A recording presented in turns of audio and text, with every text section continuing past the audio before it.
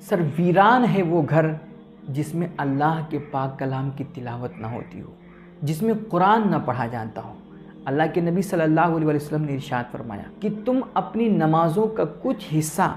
اپنے گھروں میں بھی پڑھ لیا کرو، یعنی کہ فرض نماز تو تم باجماعت جا کر کے مسجد میں ادا کیا کرو، مگر جو سنن ہیں، جو سنتیں ہیں، جو نوافل ہیں، وہ آ کر کے اپنے گھر میں پڑھا کرو۔ فرماتے ہیں کہ تم اپنی نمازوں کا کچھ حصہ اپنے گھروں میں بھی پڑھا کرو۔ اپنے گھروں کو قبرستان مت بناؤ،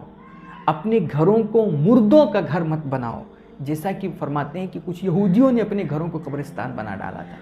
کسی مسلمان کو ایسا نہیں کرنا چاہیے، وہ اپنے گھر کو قبرستان نہ بننے دے، بلکہ اپنے گھروں کو اللہ کی عبادت سے، نماز سے، تلاوت قرآن سے اور ذکر و اذکار سے آباد رکھنا چاہیے۔ اللہ کے نبی فرماتے ہیں کہ جس گھر میں قرآن کی تلاوت ہوتی ہے وہ گھر آسمان والوں کو ایسے ہی نظر آتا ہے جیسے زمین والوں کو آسمان پہ تارے نظر آتے ہیں۔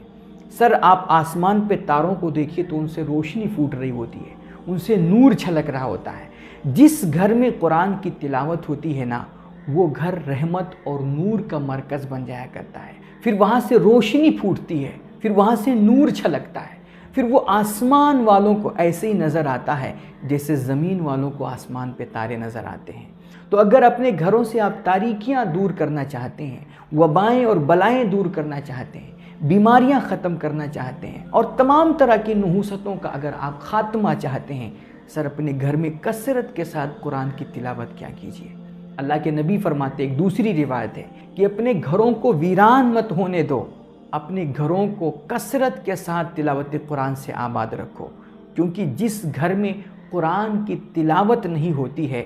اس گھر میں خیر کم ہو جاتی ہے اور شر بڑھ جایا کرتا ہے۔ پھر اس گھر میں خوف،